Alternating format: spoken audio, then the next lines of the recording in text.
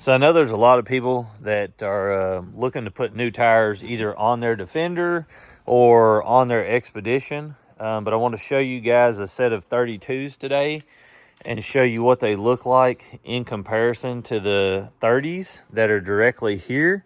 So you can see how much taller the 32 is in comparison to the regular 30. And I'll show you up here at the front what they're like. Now, when you get these machines from the factory, they usually come with two different tire sizes. So your front is usually narrow and your back is usually wide. And that's the case on this. So the front are 30 by 10 by 15 and the rears are 30 by 11 by 15.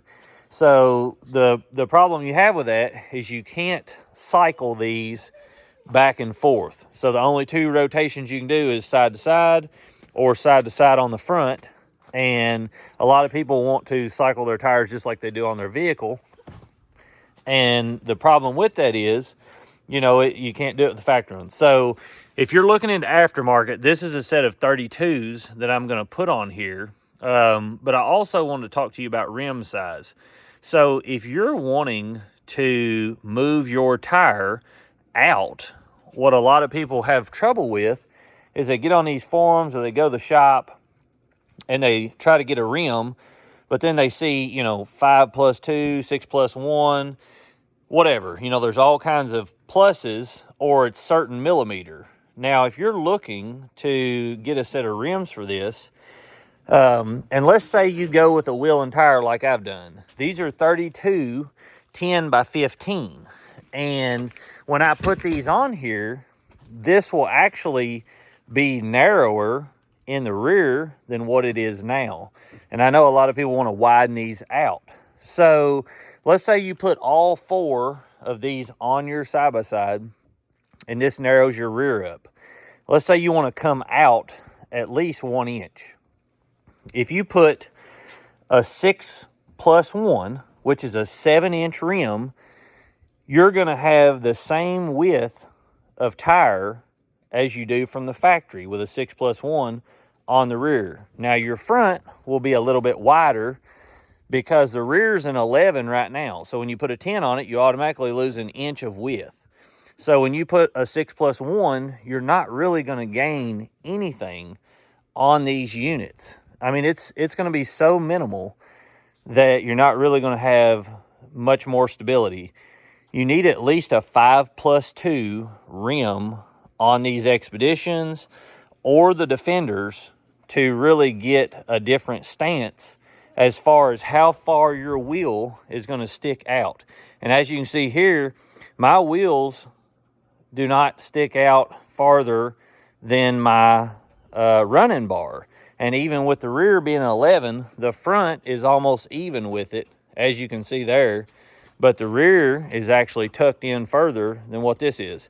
So if I put these tires, these are even aftermarket tires and they're bigger, on this machine, I'm not going to gain any width.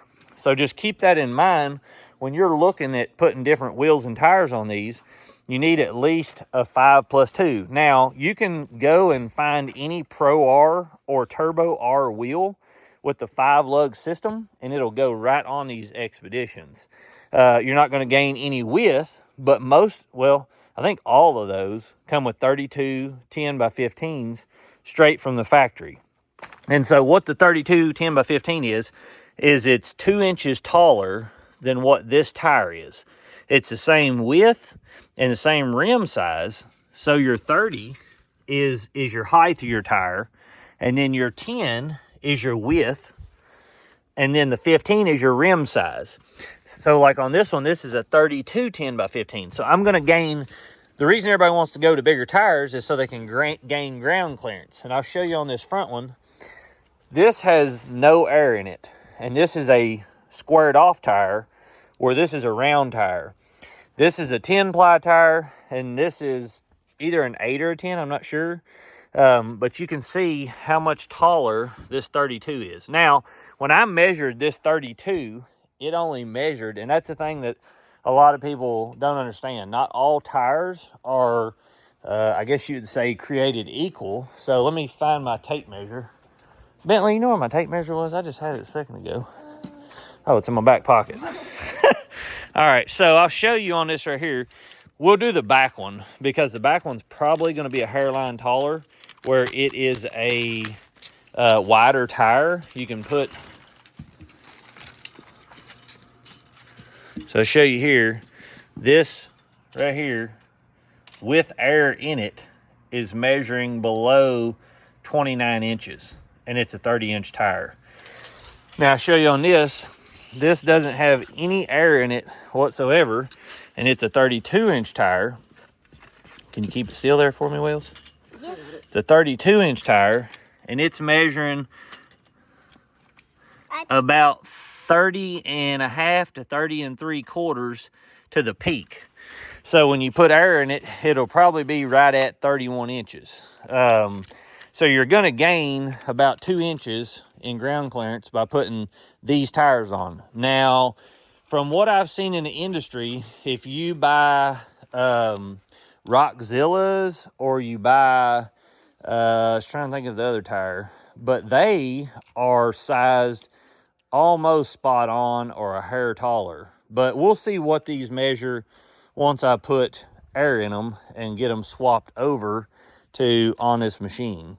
So like I said, just remember, if you're wanting to get a wider stance on your side-by-side, you're gonna want to get a 5+2 because a 6+1 is gonna have 6 inches of back spacing and 1 inch of lip out here.